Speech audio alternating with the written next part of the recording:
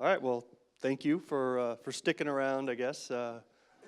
Having the having the last session of the day is always like, one of those, you're either in a good spot because, you're batting cleanup and everybody's going to stick around, or, everybody goes home because they don't want to see you. You're So. amazing, Doug. Oh, thanks. All right. So a little bit about me. I've been a VMware customer for a long time, pretty much since the beginning. I implemented it. I was one of the early customers on the ESX platform, which is kind of the core of what we're doing today. I'm a staff technical marketing architect, but I like to say the marketing is silent. So I come from an engineering background. My degree's in computer science, so I'm not really a marketing person. I say no a lot more than they're comfortable with, but I think that's why they keep me on the team. So, if you look at the bottom, that's our team's mission. A lot of people use our labs for training and education and that sort of thing, but really our team's mission is to drive awareness of our products. We are a marketing organization. You could say we kind of sold our soul that way, but that's how we provide our content for free. So all the stuff I'm talking about is freely available online all the time. One of the things that I'm very proud of that we've started implementing is lab readiness. So when you get a lab environment, historically, we didn't know whether the lab environment was necessarily good. You could get 30 minutes into a lab and find out, hey, the SQL server didn't start up and this lab is unusable. What we've done is we've implemented some PowerShell scripts in the lab that actually check the lab to make sure it's good, so you have a reasonable chance of getting something that you'll be able to go all the way through. How many people have actually taken one of our labs, whether it's at like a VMworld event or online or anything? Okay. If you want to just test any of our products, you want to find out what we do, just hit the website. It's hol.vmware.com, and you can sign up for a free account. We don't send marketing emails or anything. Shocking. And you can just get in, and we have labs that cover pretty much all of our products. So you can take a look at. On the left side, you've got this console. If you're familiar with the jump box concept in a data center, that's basically what this is. Every lab is effectively a miniature data center built out of virtual machines. And on the right side, there's a manual that goes through some guidance. So if you want to learn how the product works, you can use that. The cool thing is most of these are live environments. So you just slide the manual to the side, and you can play around, do whatever you want. People use these as sandboxes all the time. Hey, I want to test out what happens if I do X with your product. Do I have to reboot the server? Do I have to reboot my VM? What happens?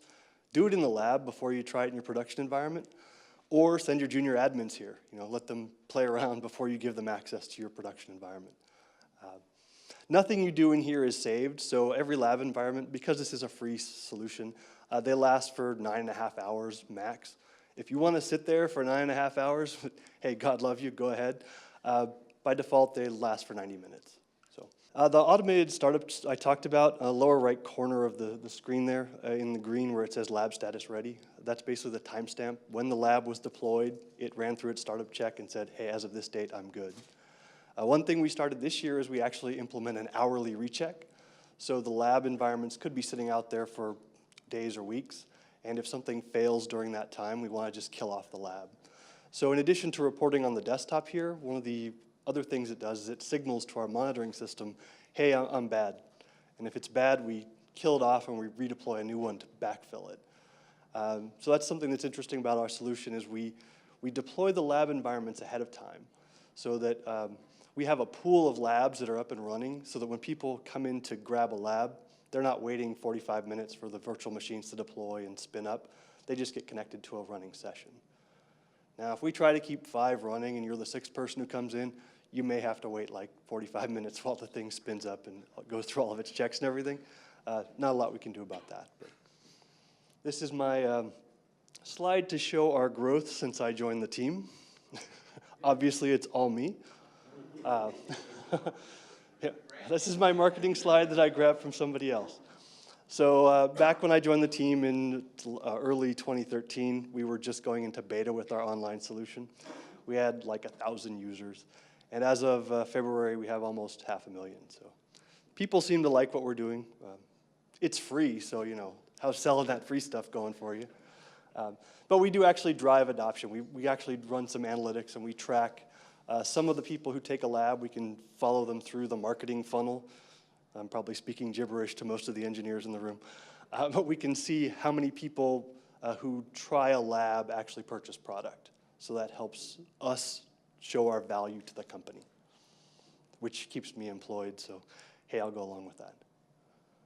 So if you look at HOL today, I'll go into a little bit of the history, but these are some statistics from our VMworld conference. So in the US, the VMworld conference is basically like our Super Bowl, where we release all of our new labs. We had almost 12,000 labs deployed in the span of a week, which is about 120,000, give or take, VMs. If you want to see the statistics, we actually publish those so you can take a look if you're interested. These are massive spikes in utilization for us, and historically that was pretty much all of the utilization the hands-on labs got, right? We were a conference-only thing that evolved from basically engineers' science projects, which I'll talk about later. But we've turned into this thing that's kind of critical to those conferences. And as you can see there, we add nearly 100,000 users every year. One of the nifty dashboards we made available, so if you go to that hol.pub/livestats, you can see the labs around the world. So it's a map of the world, and each country gets shaded based on the number of labs that have been taken out of that country. So from an analytics perspective, we've done interesting things where we're collecting which lab is taken in which language out of which country, and that helps us drive things like where are we spending our localization dollars? Because our labs, some of them are localized into 10 different languages. That's my lab, actually. So our most popular lab worldwide has been our Virtualization 101. So if you want to know what virtualization is, or you want to know how VMware's products at the core, how they work, you can take that lab. It covers things like storage and networking and just basic what a VM is and how you build one, that sort of thing. It's getting a refresh because it's getting a little long in the tooth, but it's hard to, as operations people, it's hard to make a change to something that's being constantly used. So when we started, we were the traditional, at a conference, we were a session. I wasn't actually on the team in 2004, but I was a customer. So this is the typical classroom setting where you've got a stack of gear. You show up and you configure the gear, and then when you're done, somebody has to go in and unplug the gear, reset the gear, all that before the next session can come in. So it's very limited in the number of labs that you can deliver. It's very high touch, high labor, that sort of thing. And as a virtualization company, well, it makes sense that we would do things using virtual machines. Unfortunately, back then, what we were showing people was how to install our product on hardware so that you could realize the benefits of our product. So you kind of have to do that with hardware. This year in Las Vegas, we basically hosted everything out of the cloud, so no hardware on site. We've been doing that for several years now. People always ask, though, they come up and say, hey, I want to see the servers. Well, sorry, they're in Amsterdam, Washington, D.C., Santa Clara, all over the place. So they really can't believe that everything's running in the cloud, which we'll talk about a little bit later. Oh, there's my stack of hardware. So that was like what a station looked like in 2004. So we have done some crazy things. We actually built a data center on site in Moscone Center in San Francisco in 2 days, right before the conference started, using hardware that had basically rolled off of the assembly line probably the week before, and software that I'm sure was compiled like that morning. So I'm not sure how many of you would go live with a data center that looked like that, but we did it. We ran 37,000 plus VMs, put it out so everybody could see it. There are all kinds of pictures. This is one of the good ones. There are some interesting ones about the, the physical hardware, some of the stress and strain of throwing that kind of gear into those racks that quickly. If you want to see, there's a YouTube video as well. This was still the traditional classroom type layout, but we started doing things like self-paced labs, which we do today, where you can sit down at any of our stations, grab any lab from any station, and basically have immediate access. If you look at the graph behind me here, I'm standing right in front of it.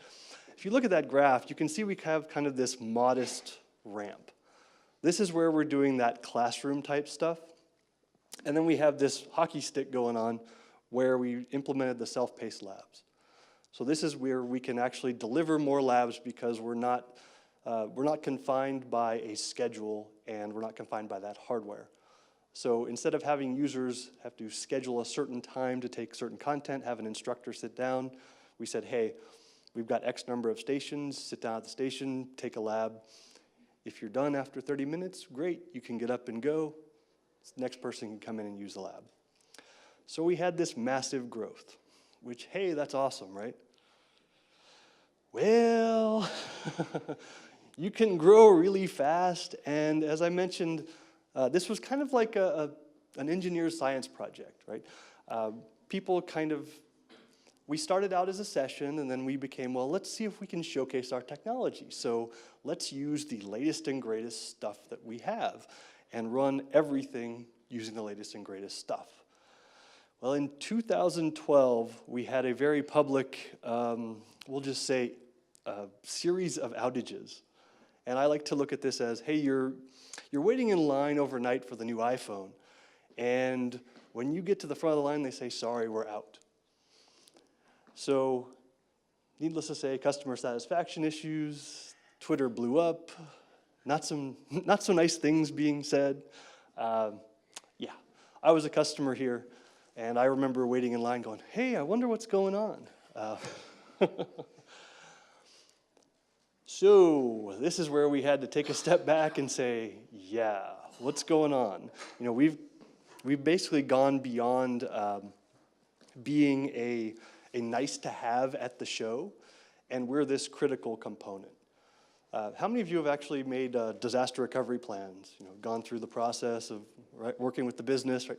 Have you ever done it after the business has had a scare? How's the budget look when that happens, right? It's a little bit more flexible, right? So I kind of look at it that way. Again, I wasn't an employee at this time, so I have anecdotal evidence from people who were on site. It was not pretty. You know, at the end of the show, when they finally closed everything down, it was one of those, all right, get everybody in a room. How do we stabilize the patient? You know, we're hemorrhaging all over the place. I like that because that's kind of from the Visible Ops handbook, if you're looking at that, is how do we stabilize the patient? We're bleeding. So to that end, we basically stepped back and said, hey, we need to figure out what are we actually trying to do here? As I mentioned, the latest and greatest hardware. That was like the driving factor behind what we were doing with the Hands-on Labs before. As our platform became more complicated, there were more opportunities for interactions and maybe bugs showing up. And we kind of said, do customers really care that we're hosting this entire platform on stuff that isn't even released yet? Maybe not. They're probably more interested in actually being able to take the labs than hearing that marketing story. So that was something we took to heart. And then it's kind of the death by 1,000 cuts, where a bunch of little issues all turned into big problems. Where we might have solved one and we said, okay, let's open the doors, let everybody in. 10 people sit down, hit the same lab, and everything explodes. So don't necessarily want to do that. And then there was this other thing of the lab content basically would vanish after VMworld. So if people couldn't take the labs at that event, they could never take that content again. So how could we fix that? You know, so maybe at least if we said, hey, sorry, we can't serve you at the conference, but if you want to log in next week, you could take the lab. So we revised our goals and said, hey, user experience. So I think Charles said this morning, listen to your users, right? User experience is going to be paramount for what we're redesigning here. The director of our department, so after I got hired, his word was frictionless. I want people to just be able to walk in, sit down, take a lab, not even worry about it. He didn't even want queues. He's like, I don't care how many seats we need in the room, I never want a person to have to wait in line. Okay. The first year, that was kind of how it worked, but you know, as we become more and more popular, it's harder to plan, and I mean, space in whatever convention center gets expensive. But you know, it's a good goal to have. Keeping the content consistent and having quality content is actually important as well.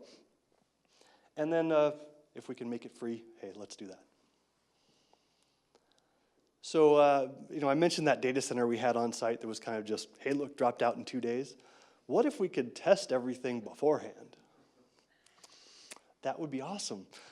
The thing is, that costs money, right? So you have to get somebody to buy into, hey, look, I need to get this gear 3 months in advance so I can build it, put it together, install everything, and then run a bunch of tests on it to make sure it's going to work.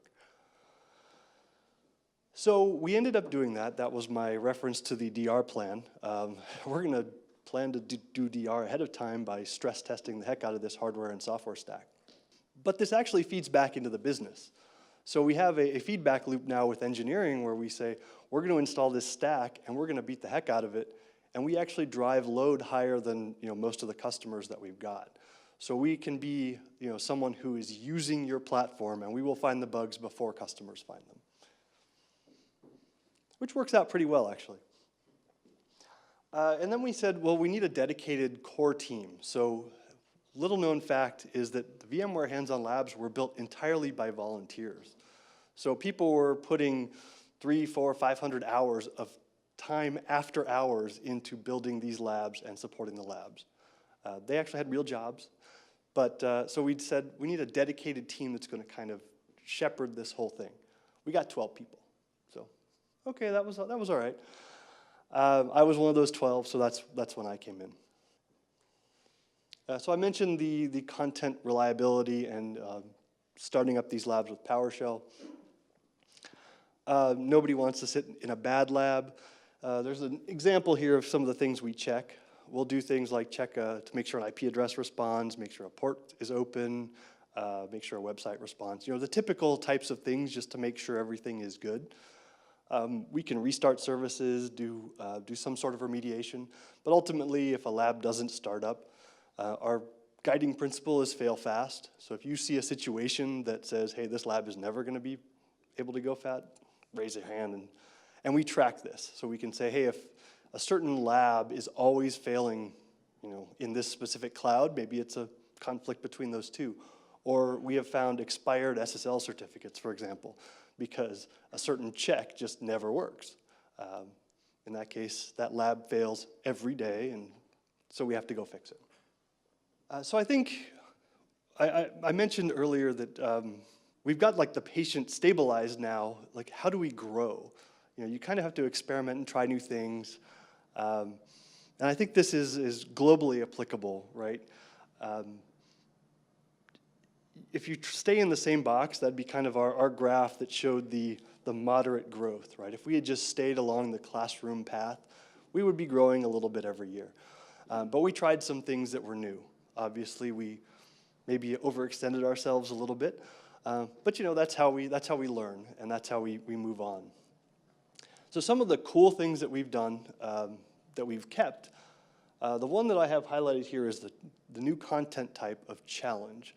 So if you go through a lab and you go through a class and an instructor walks you through, or the manual walks you through, click here, click here, click here, that's not terribly exciting. As we were developing that check script, we were finding labs that were bad. We said, hey, what if we gave these bad labs to users? Wouldn't that be fun to have them try to fix it? At some point, some of the problems are fun to fix, but if you're the person like me who was trying to figure out why a lab was always broken, it got old on Sunday nights at 10 o'clock. You're trying to figure out what's going on. So we said, let's break the labs, but how do we break them? We went to our global support services people and said, hey, what are the top 10 things people call about? Hey, that makes sense, right? So we broke the lab in those 10 ways, and we did, if you could figure that out, great. If you couldn't, there was an appendix that told you how to fix it.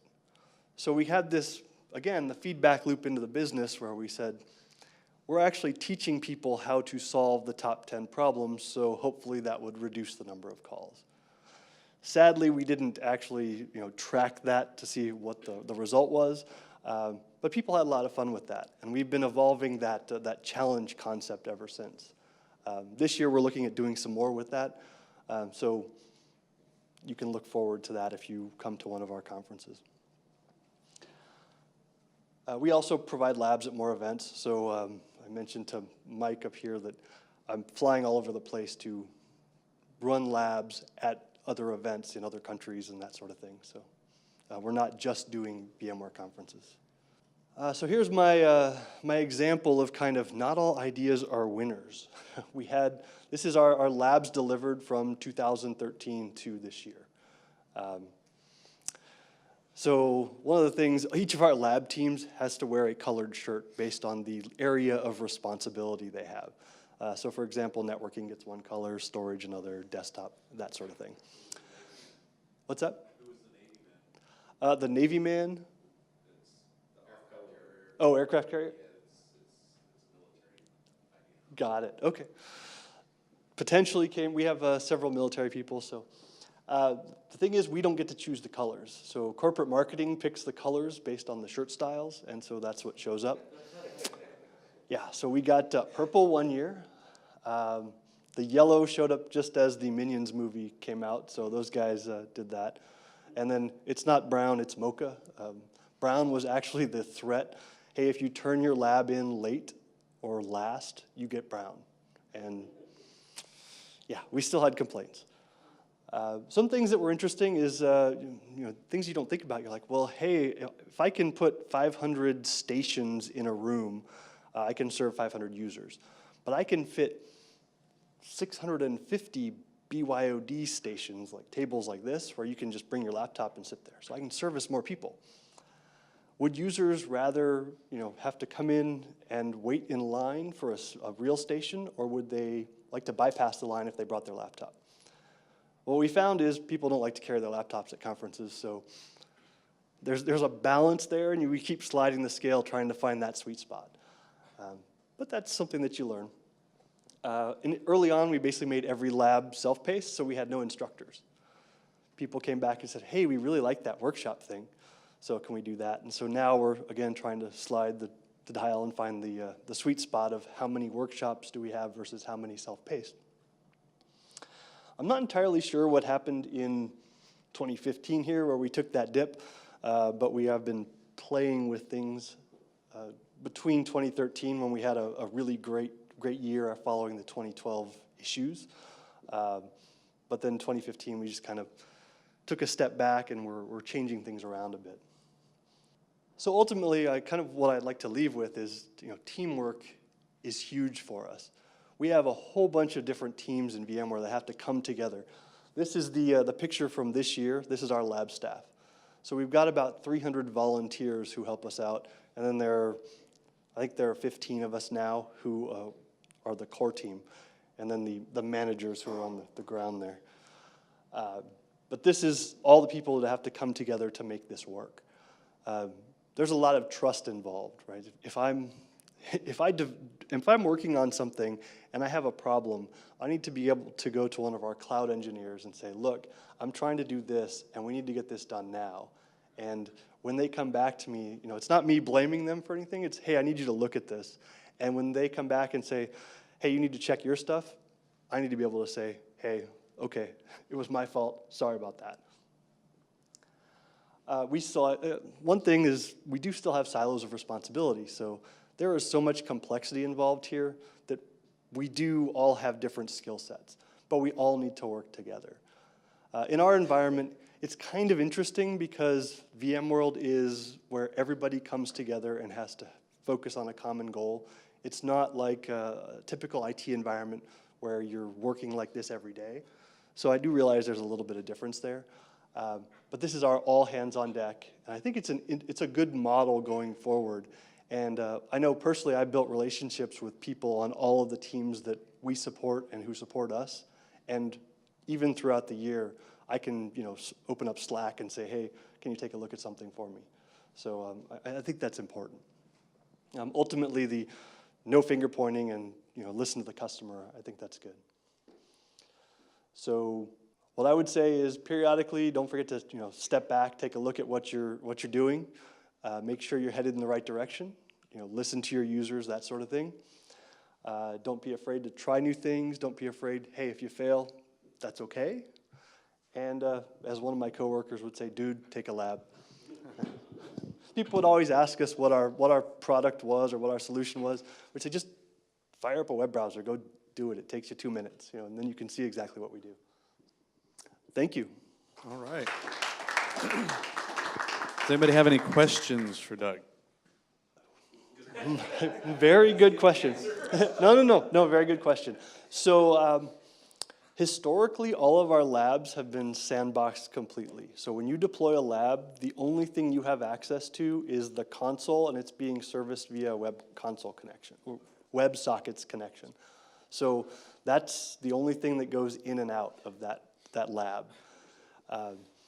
That said, one of the new content types is a hybrid lab, where as services get more complicated or more web-based, we will deploy some infrastructure in the lab and then allow that lab to reach out to specific places on the internet. So we do have firewalls both within the lab and then within the cloud, so the networking beyond the lab. So we do have that in place as well. I can't go home with Bitcoin. Please don't. No. Only for 9.5 hours. Yeah, only for 9.5 hours at a whack. I would say, I wouldn't say it hasn't been tried. So, yeah, we do watch out for that. So, Doug, I have a question for you. What percentage of your labs are delivered on your private cloud lab data center versus public? Good question. So I didn't actually cover that. So on a daily basis, we run everything out of our private clouds. So we have 3 private clouds that we use for our, what I call HOL 24/7, which is the stuff that's available for free online. When we have large events, we'll do the hybrid cloud burst thing, right, where we say, hey, we're standing up cloud capacity temporarily we did VMC on AWS and the IBM cloud, which was SoftLayer. We've used those 2 before. So we'll stand up that capacity temporarily for the shows, we'll handle the burst, and then we'll drop it down. During the events, we can kind of play with cloud capacities as long as everything's online. So I'd say we could probably do 50% in public. So. And so a follow-up to that, and then I saw you raise your hand. What was the biggest shift in your operation and delivery model in being able to adopt multiple cloud delivery platforms for the same services? Something that might stand out. Yeah. Sure. So I think the biggest challenge is getting content into the cloud locations.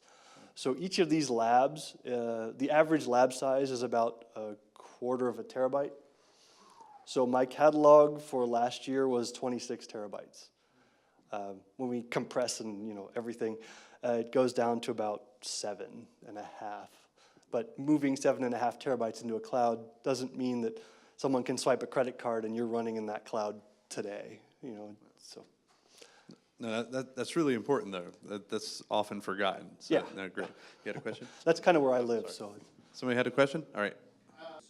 That's a good question. I don't think our group is driving that, but we're definitely on the early access where, hey, so for example, using EBS-backed VMC, we were one of the first groups to do it. We did that at VMworld before it had even been announced. So basically in the keynote, they could say, hey, we're doing this in the labs. So yeah, good question though. All right, anybody else? All right, excellent. Doug, thank you very much. Round of applause for Doug. Thank you.